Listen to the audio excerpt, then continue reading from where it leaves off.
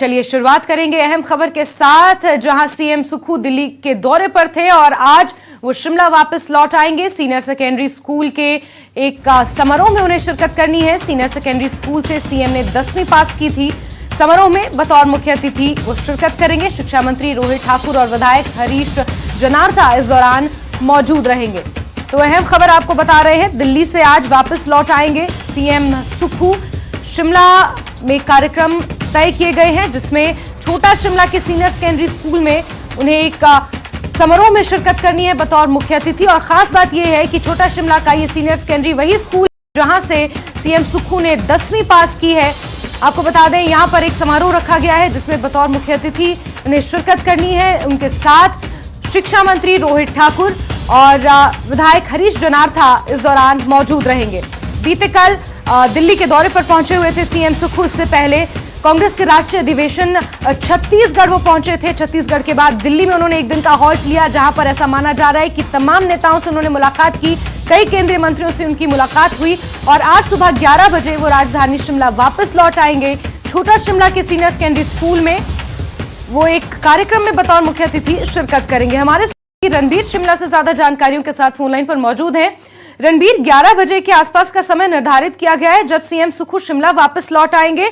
शिमला में क्या कुछ अहम कार्यक्रम आज रहने वाले हैं सीएम के? एजेंडा दोनों मिल रहे हैं। ओके,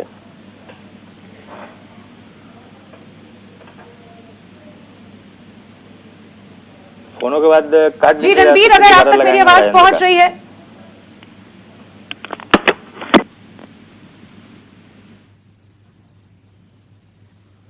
चलिए रणबीर से संपर्क करने की कोशिश हम कर रहे हैं। आपको बता दें, बतौर मुख्य अतिथि छोटा शिमला के सीनियर सेकेंडरी स्कूल में आज मुख्यमंत्री शिरकत करेंगे। शिक्षा मंत्री रोहित ठाकुर के साथ विधायक हरीश जनार्था उनके साथ मौजूद रहेंगे। दिल्ली से आज वापस लौट आएंगे सीएम सुखू। बीते कल वो दिल्ली में थे, जहां उन्होंने कई केंद्रीय मंत्रियों से मुलाकात की। इसके अलावा राज्यपाल शिव प्रताप शुक्ल का हालचाल उन्होंने नोएडा के सेक्टर 27 कैलाश अस्पताल जाकर जाना। लंबे समय से वो वहां पर एडमिट है और आज सीएम सुखू शिमला वापस लौट आएंगे। शिमला में भी कई कार्यक्रम उनके प्रस्तावित हैं, जिनमें अहम है छोटा शिमला का सीनियर सेकेंडरी स्कूल। ये वही स्कूल है जहां से सीएम ने 10वीं पास की है और बड़ा खास मौका है जब अपने ही स्कूल में बतौर मुख्य अतिथि आज वो शिरकत करेंगे। और हमारे सहयोगी रणबीर एक बार फिर से फोन लाइन पर जुड़ चुके हैं। रणबीर, वापस लौट आएंगे राजधानी शिमला आज सीएम, और शिमला में क्या कुछ कार्यक्रम उनके रखे गए हैं आज? जी जैस्मिन, सुबह 11 बजे का समय है जब मुख्यमंत्री जो है यहाँ दिल्ली से हेलीकॉप्टर के जरिए जो है यहाँ अन्नाडेल मैदान पहुंचेंगे और यही यहाँ जो छोटा शिमला स्कूल है वहां पर सीनियर सेकेंडरी स्कूल, वहां पर मुख्यमंत्री का एक कार्यक्रम है और जो एनुअल प्राइज डिस्ट्रीब्यूशन कार्यक्रम है वहां पर मुख्यमंत्री जो मुख्य अतिथि के रूप में शिरकत करेंगे। और इस कार्यक्रम में जो शिक्षा मंत्री है रोहित ठाकुर वो भी मौजूद रहेंगे। जो यहाँ पर स्थानीय विधायक है शिमला शहरी हरीश जनार्था वो यहाँ पर मौजूद रहेंगे।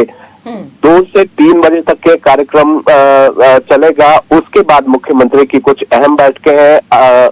कल जैसे कि 1 मार्च को कैबिनेट की बैठक है, उससे पहले कुछ महत्वपूर्ण बैठक मुख्यमंत्री की विभिन्न विभागों के साथ है। उनमें प्रमुख बैठक ये बताई जा रही है कि योजना विभाग के साथ जो है मुख्यमंत्री बैठक करेंगे।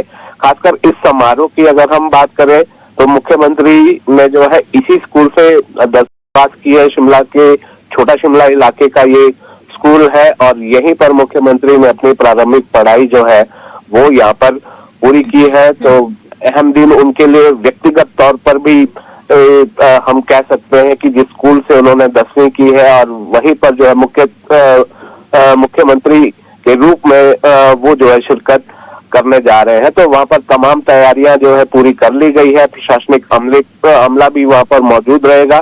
तो आज मुख्यमंत्री के लिए व्यक्तिगत तौर पर ये कुछ खास पल रहने वाला है। बिल्कुल रणबीर, इसमें कोई दो राय नहीं है कि व्यक्तिगत तौर पर भी सीएम के लिए आज का दिन बहुत खास रहने वाला है और उन तमाम बच्चों के लिए जो इस प्राइज डिस्ट्रीब्यूशन में शामिल होंगे और खासतौर पर सीएम के द्वारा जिन्हें प्राइज दिया जाएगा। रणबीर, एक अहम सवाल, क्योंकि दिल्ली से वापस लौट रहे हैं सीएम, इससे पहले इस दिल्ली के दौरे केंद्रीय मंत्रियों से उन्होंने इस बार भी पर्यावरण मंत्री भूपेंद्र यादव से वो मुलाकात कर वापस लौट रहे हैं। कुछ जानकारियां वहां से निकल कर आई हैं। दिल्ली में कैसा रहा उनका ये दौरा और क्या कुछ अहम दिल्ली में हुआ?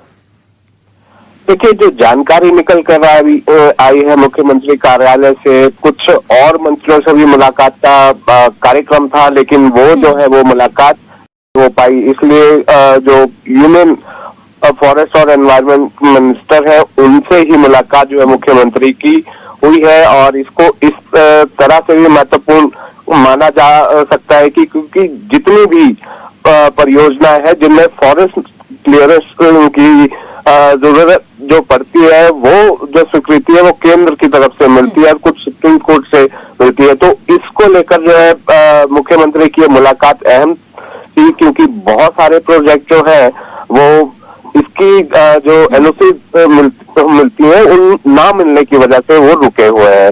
तो इसको लेकर महत्वपूर्ण बैठक थी। और पिछले कल जैसे ही हिमाचल के नए राज्यपाल की तबीयत खराब हुई, उनको सीने में तकलीफ हुई, तो उनको देखने भी शाम के समय मुख्यमंत्री जो है दिल्ली में थे। और आज जो है मुख्यमंत्री लौट आएंगे। जैस्मिन।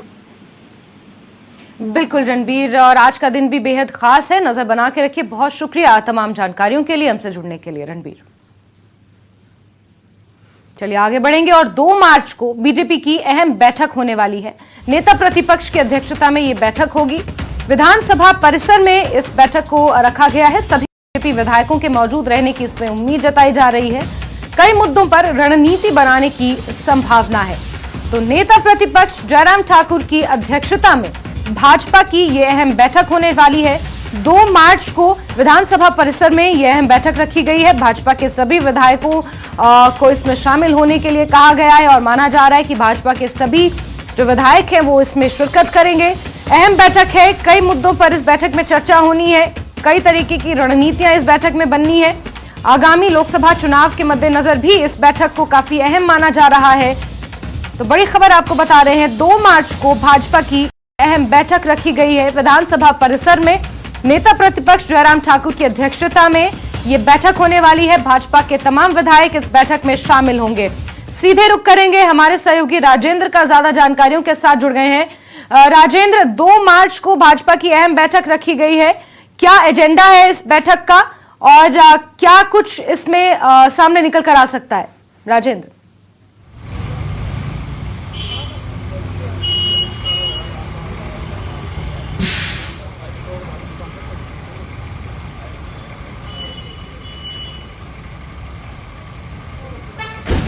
अगर आप मुझे सुन पा रहे हैं, क्या मुख्य एजेंडा है इस अहम बैठक का 2 मार्च को जो विधानसभा परिसर में रखी गई है? जैस्मिन, बिल्कुल बड़ी महत्वपूर्ण बैठक ये समझी जा रही है और तमाम विधायकों के, भाजपा के जो तमाम विधायक हैं उनके इस बैठक में मौजूद होने की उम्मीद लगाई जा रही है। अब हिमाचल विधानसभा का बजट सत्र अब शुरू होने वाला है। ऐसे में कौन कौन से प्रश्न लगाने हैं और क्या रणनीति विधानसभा सत्र में रहने वाली है, इसको लेकर इस बैठक में चर्चा हो सकती है। इसके अलावा भाजपा ने कैंपेन लगाया है डी नोटिफिकेशन के खिलाफ, जो एक अभियान भाजपा ने पूरे प्रदेश में शुरू किया है। सिग्नेचर कैंपेन की समाप्ति हो गई है, जो पहला फेज है, और दूसरा फेज अब जिला स्तर पर जो विरोध प्रदर्शन होने हैं उनको लेकर भी इस बैठक में खाका तैयार किया जा सकता है। हालांकि कुछ एक क्षेत्रों में विरोध प्रदर्शन शुरू हो गए हैं, लेकिन इसके बाद भाजपा की क्या रणनीति रहने वाली है, इसको लेकर तमाम जो डिस्कस है वो इस बैठक में हो सकती है। इसके अलावा कई ऐसे इश्यूज थे जिनको लेकर लंबे समय से भाजपा के जो आला नेता है प्रदेश के, वो आपस में नहीं बैठ पाए हैं। चाहे वो जो लाभ के पद है उनके विषय के ऊपर कोर्ट का रुख करने की बात हो, या फिर इसके अलावा नगर निगम शिमला के चुनाव अब विधानसभा सत्र के तुरंत बाद होने की उम्मीद है। नगर निगम चुनावों को लेकर भी चर्चा हो सकती है। तो ऐसे में माना जा रहा है कि जो 2 तारीख को विधानसभा परिसर में नेता प्रतिपक्ष के कक्ष में ये बैठक होने वाली है और काफ़ी महत्वपूर्ण ये बैठक हो सकती है। और प्रदेश से जो तमाम भाजपा के विधायक हैं वो इस बैठक में मौजूद रह सकते हैं। इसके अलावा आला नेतृत्व जो हिमाचल प्रदेश का भाजपा का है वो भी इस बैठक में मौजूद रह सकता है। और आगामी जो रणनीति हिमाचल प्रदेश में भाजपा की बनाई जाएगी, किस प्रकार से सरकार की कमियों को उजागर करना है, इसके अलावा एक जो बड़ा विषय है वो केंद्र द्वारा हिमाचल प्रदेश को, चाहे वो बल्क ड्रग पार्क को लेकर हो या फिर अन्य योजनाओं को लेकर जो राशि स्वीकृत की जा रही है, जो सहायता केंद्र की तरफ से दी जा रही है, उसको कैसे लोगों तक पहुंचाना है ताकि लोकसभा चुनावों में उसका लाभ केंद्र भाजपा को मिल सके, केंद्र सरकार को मिल सके, उसके ऊपर भी रणनीति तैयार की जा सकती है। और ये माना जा रहा है कि एक नई कैंपेन इन तमाम विषयों को लेकर हिमाचल प्रदेश में भाजपा शुरू कर सकती है। जी जैस्मिन। बिल्कुल राजेंद्र, यहाँ पर दो बातें गौर करने वाली हैं जो आपने तमाम जानकारियां दी। उसमें एक कि बजट सत्र बहुत जल्द शुरू होने वाला है। बजट सत्र में किस तरीके से सरकार को घेरना है, किन मुद्दों पर सरकार से सवाल पूछने हैं, संभवतः इसको लेकर रणनीति बनाई जा सकती है। दूसरा कि बहुत से ऐसे वादे कांग्रेस पार्टी ने सत्ता में आने से पहले किए थे, चाहे वो ओपीएस का हो या फिर मुख्य तौर पर महिलाओं को पेंशन देने का, ये दो बड़े वादे जो थे वो किए थे। इसको लेकर एक ब्लूप्रिंट जरूर तैयार किया गया है, लेकिन अभी तक कोई एक ठोस स्ट्रक्चर सरकार ने इसको लेकर खड़ा नहीं किया है और जनता के बीच इन्हीं तमाम सवालों को लेकर कहीं ना कहीं भाजपा अब जाने की रणनीति बना रही है, सरकार को घेरने की रणनीति बना रही है। क्या ये माने कि ये भी एक बैठक का एजेंडा रह सकता है? इन मुद्दों पर भी चर्चा हो सकती है कि आगामी विधानसभा का जो बजट सत्र होगा उसमें कैसे सरकार को घेरना है।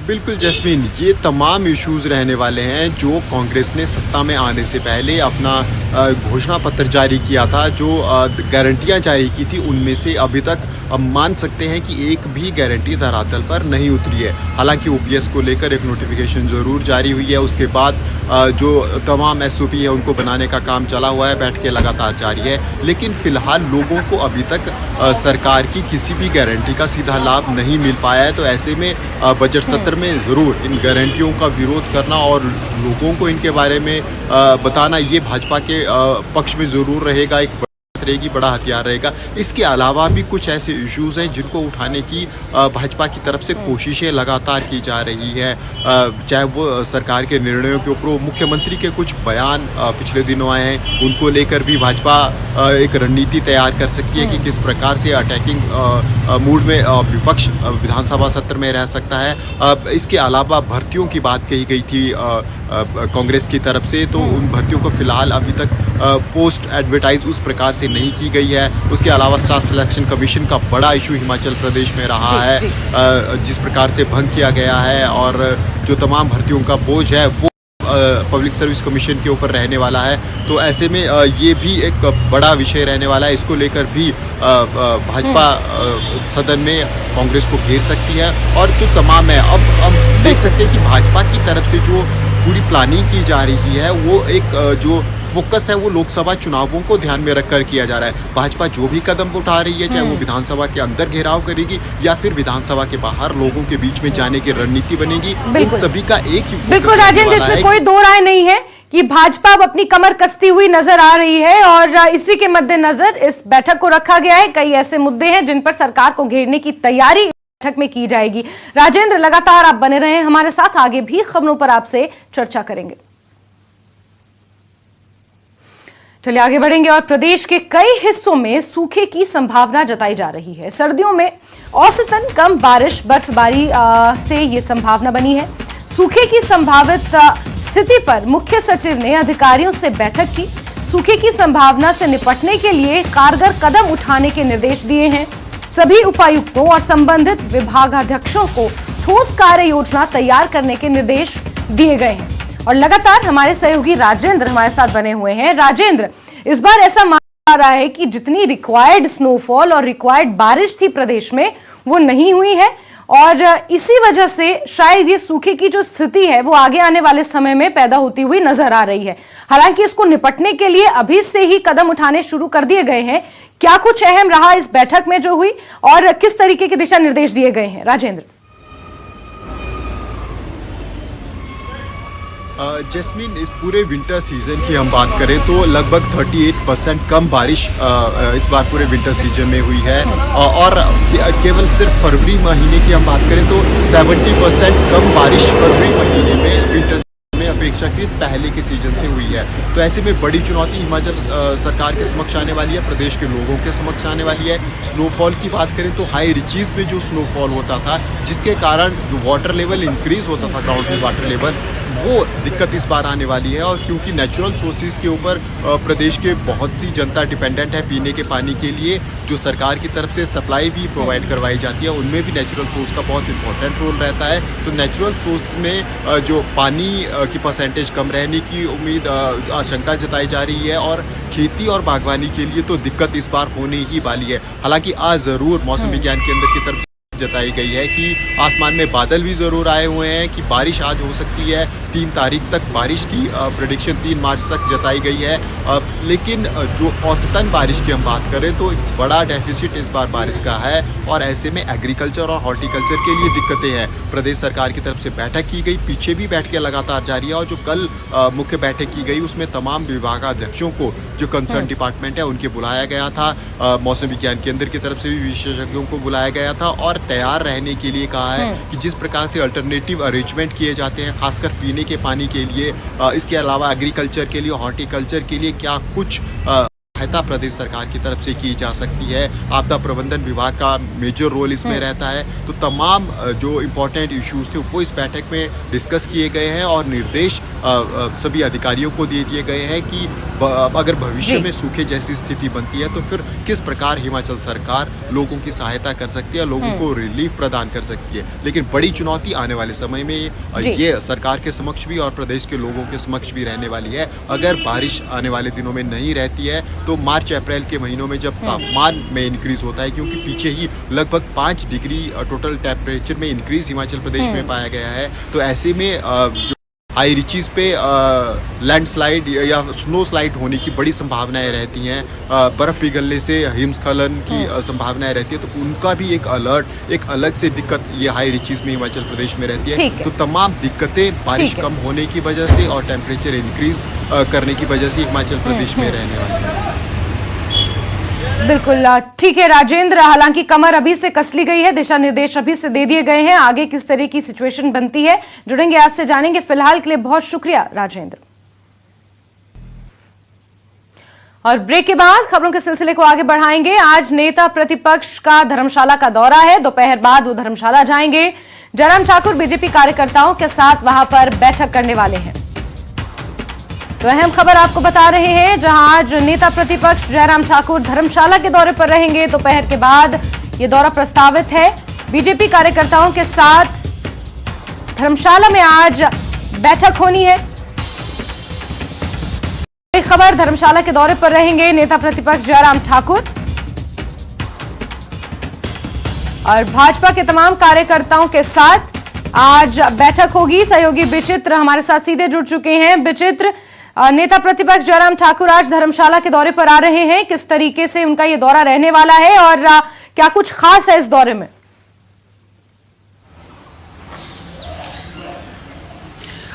देखिए जैस्मिन, सबसे पहले तो ये बता दें कि जो तय शेड्यूल है नेता प्रतिपक्ष और पूर्व मुख्यमंत्री जयराम ठाकुर का, उसमें यही बताया गया है कि पौने 1 बजे के करीब जो है पूर्व मुख्यमंत्री और नेता प्रतिपक्ष जयराम ठाकुर जो है वो धर्मशाला गग्गल एयरपोर्ट पर जो है वो उतरने वाले हैं। और उसके तुरंत बाद जो है उनका जो प्रस्थान है वो धर्मशाला की बजाय जो है वो कांगड़ा की ओर होने वाला है। हालांकि ये बताया नहीं गया है कि वो कांगड़ा में जाकर कहां रुकेंगे, कहां बैठेंगे, क्या बातचीत करेंगे। लेकिन जो सूत्रों के हवाले से जो हमें जानकारी मिली है उसके मुताबिक जो कांग्रेस के दिवंगत नेता और पूर्व मंत्री रह चुके जीएस बाली की जो धर्मपत्नी थी किरण बाली, उनका जो आकस्मिक निधन हुआ था 18 फरवरी को, आज उनकी शोक सभा और रस्म पगड़ी रखी गई है। लिहाजा यही जानकारी मिल रही है कि हो सकता है कि नेता प्रतिपक्ष जो है सीधे फिर वो कांगड़ा जाएंगे, जहां पर की उनकी जो मजदूर कुटिया है, जहां पर ये शोक सभा रखी गई है, वहां पर जाकर जो है वो शोक प्रकट कर सकते हैं, उनको जो अर्पित कर सकते हैं, क्योंकि 1:40 तक जो है उनका शेड्यूल कांगड़ा में ही तय है। और उसके तुरंत बाद जो है 2:45 बजे के करीब जो है उनका जो प्रस्थान है वो धर्मशाला के लिए होने वाला है। और 3 बजे का जो शेड्यूल तय किया गया है वो मीडिया से बातचीत कर रखा गया है कि वो मीडिया से मुखातिब होंगे। अब इस पूरे शेड्यूल में ये बताया गया है कि नाइट हॉल्ट जो है वो धर्मशाला में होने वाला है और उसके बाद अगले कल 12 बजे तक जो है नेता प्रतिपक्ष यहां पर रहने वाले हैं। बीच में क्या करने वाले हैं, क्या कुछ रहेगा, इसका कोई शेड्यूल नहीं तय किया गया है, ना ही कोई जानकारी दी गई है। लेकिन हाँ, सूत्रों के हवाले से जो हमें जानकारी मिली है तो निश्चित तौर पर, क्योंकि अगले 10 से 12 घंटों तक अगर नेता पक्ष यहीं पर रहने वाले हैं तो जाहिर सी बात है कि वो यूं खाली समय तो व्यतीत करने वाले नहीं हैं। आने वाले समय में जो लोकसभा चुनाव होने वाले हैं, निश्चित तौर पर जो है उस पर गहन मंथन वो कर सकते हैं। जो यहाँ के भारतीय जनता पार्टी के जो कार्यकर्ता हैं या पदाधिकारी हैं, उनके साथ बैठक कर सकते हैं। और साथ ही साथ जो आगामी जो बजट सेशन शुरू होने वाला है हिमाचल प्रदेश सरकार का, उसमें क्योंकि कांगड़ा से जो है वो 4 विधायक चुनकर आए हैं जैस्मिन, तो उनके साथ भी मंत्रणा कर सकते हैं कि भविष्य में उन्हें अपना पक्ष जो है वो किस तरह से जो है सदन में रखना है, बजट सत्र के दौरान उनकी क्या रणनीति रहनी है। इसके साथ साथ हम लोग और भी बहुत सारी चीजें देख पा रहे हैं कि जिस तरह से डे 1 से ही जो विपक्ष है वो आक्रामक रुख जो है वो अख्तियार किए हुए, क्योंकि जितने भी फैसले पिछले 1 साल में जब सरकार थी भारतीय जनता पार्टी की उस वक्त लिए गए थे, तो उनमें से 630 जो दफ्तर थे उनको डिनोटिफाई किया गया था। उसको लेकर कहीं ना कहीं विपक्ष जो है आक्रामक है और नेता प्रतिपक्ष बिल्कुल विचित्र। और जिस तरीके से विधानसभा चुनावों में कांगड़ा में भाजपा का परफॉर्मेंस रहा है, उसके बाद कहीं ना कहीं कांगड़ा संसदीय क्षेत्र को आगे आने वाले लोकसभा चुनावों के लिए साधना भी एक बहुत बड़ी चुनौती है। और शायद यही कारण है कि अभी से ये सिलसिला शुरू हो चुका है और इसी वजह से नेता प्रतिपक्ष जो हैं वो धर्मशाला के दौरे पर खासतौर पर पहुंच रहे हैं। विचित्र नजर बना के रखिए। बहुत शुक्रिया हमसे जुड़ने के लिए। रामपुर बड़ी खबर आपको दे रहे हैं, जहां मकान में आग लगने से जिंदा महिला जल गई है। जिंदा बुजुर्ग महिला की मौत हुई है। 70 साल इस बुजुर्ग महिला की उम्र बताई जा रही है। रंगोरी गांव के थारलू की यह घटना है। देर रात 2 बजे का ये पूरा मामला। सड़क नहीं होने से वहां पर दमकल कर्मी नहीं पहुंच पाए और 70 साल की बुजुर्ग महिला की जलकर मौत हो गई है। रामपुर से आपको ये खबर दे रहे हैं। तस्वीरें भी सामने आई हैं, आप देख सकते हैं। ये कच्चा मकान था, अचानक देर रात इसमें आग लगी। अब आग किस वजह से लगी ये कारण अभी तक स्पष्ट नहीं हो पाया है। मकान में आग लगने की वजह से बुजुर्ग महिला जिंदा जल गई है। महिला की उम्र 70 वर्ष थी। रंगोरी गांव के थारलू की यह घटना है। देर रात 2 बजे की घटना बताई जा रही है और सड़क ना होने की वजह से वहां पर दमकल कर्मी नहीं पहुंच पाए। रणबीर हमारे सहयोगी फोन लाइन पर जुड़ चुके हैं। रणबीर, मौके पर क्या स्थिति है, क्या अपडेट्स मिल पाए हैं? देखिए, सुबह जो है आज ये दुखद खबर निकल कर रही है। जो दूर दराज का इलाका है रामपुर क्षेत्र के सरहान इलाके का, और यहाँ पर सड़क मार्ग भी नहीं है। तो अभी जो है पुलिस की टीम मौके पर पहुंची है। ये जानकारी जो है डीएसपी जो उधर है चंद्रशेखर, उनकी तरफ से दी गई है। अब देर रात को आग कैसे लगी, आग लगने का कारण क्या था, इसकी जानकारी जो है अब तक निकल कर नहीं आई है। लेकिन मौके की जांच के बाद इसका जो है पता चल पाएगा। लेकिन अहम और बड़ी बात इसमें यह है कि इतना समय बीत जाने के बाद भी सड़क मार्ग से ये गांव जो है जुड़ नहीं पाया है। जो स्थानीय लोग हैं वो ये बताते हैं कि अगर सड़क सुविधा होती तो शायद ये जो बेशकीमती जान है वो बचाई जा सकती थी। 2 मंजिला ये मकान था। जाहिर सी बात है दूर दराज का इलाका है तो लकड़ी का ये मकान था और ये पूरी तरह से जलकर जो है खाक हो गया है। और अब मौके पर जो है पुलिस यहाँ पर पहुंची है। जैस्मिन, बिल्कुल रणबीर, कांग्रेस का गढ़ रहा है ये इलाका और आज तक यहाँ पर सड़क नहीं है, तो बात निकलेगी तो बहुत दूर तक जाएगी। लेकिन आप नजर बना के रखिए आग किस वजह से लगी, मौके पर क्या स्थिति है। जुड़ेंगे आपसे, जानकारियां लेते रहेंगे। फिलहाल के लिए बहुत शुक्रिया। चलिए आगे बढ़ेंगे और लाहौल स्पीति से आपको खबर देंगे, जहां मौसम ने फिर करवट ली है। सुबह से जिले में मौसम खराब है। ऊंचाई वाले इलाकों में रुक रुक कर बर्फबारी का दौर है, जिसका अनुमान पहले ही मौसम विभाग ने जताया था। बड़ी खबर आपको लाहौल स्पीति से दे रहे हैं। मौसम ने यहां पर करवट ली है। सुबह से ही मौसम खराब है, रुक रुक कर बर्फबारी का दौर वहां पर जारी। हालांकि ये बर्फबारी अच्छी मानी जा रही है, लोगों को इसकी उम्मीद थी। और इसी के साथ आप तस्वीरें भी देख सकते हैं। मौसम ने वहां पर करवट ली है, रुक रुक कर बर्फबारी का दौर लाहौल स्पीति में जारी है।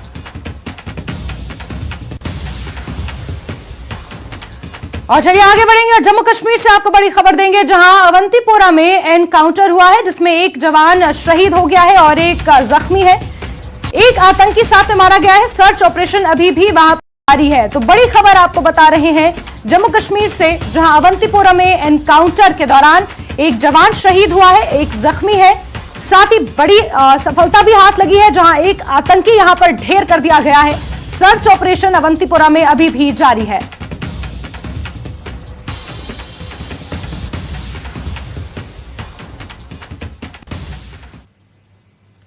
और इसी के साथ बुलेटिन में फिलहाल के लिए बस इतना ही, लेकिन हिमाचल प्रदेश के साथ साथ जम्मू कश्मीर, लद्दाख की तमाम अहम खबरों को जानने के लिए आप जुड़े रहिए न्यूज़ 18 JKLH के साथ। नमस्कार।